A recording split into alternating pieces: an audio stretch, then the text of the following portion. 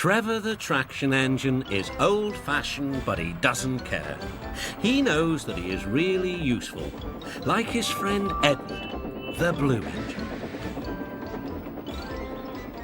Early one morning, Trevor was chuffing about the vicarage orchard. He had important news for Edward.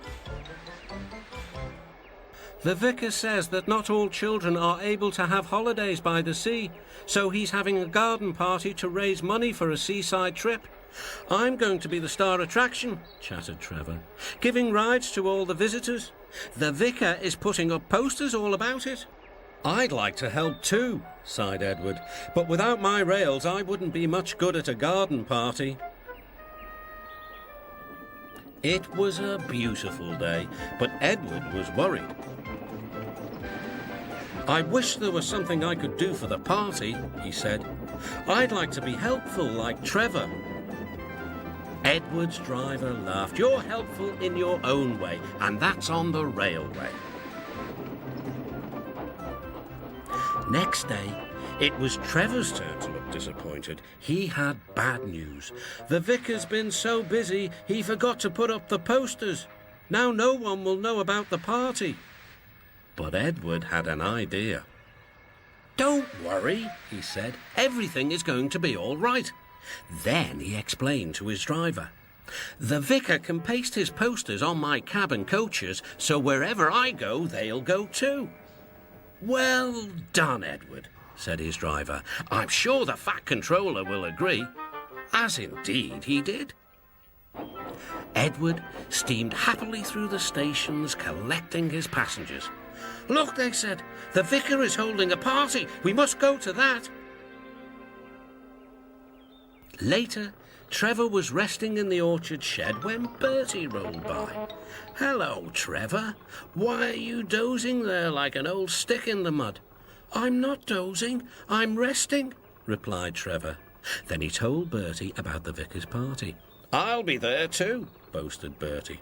I'm not sure people will want to ride on an old traction engine after travelling in a smart red bus like me. The party day arrived. It had rained heavily during the night and the orchard ground was sodden. Rain and mud won't spoil my day, said Trevor. No, indeed, agreed his driver. We'll stay on the road, then we won't get bogged down. Trevor was soon busy trundling up and down the quiet country lane, carrying lots of laughing children.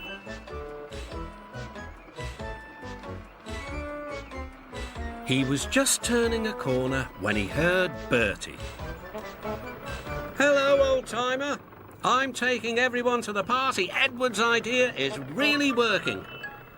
Trevor gave Bertie a cheerful whistle and turned back toward the orchard.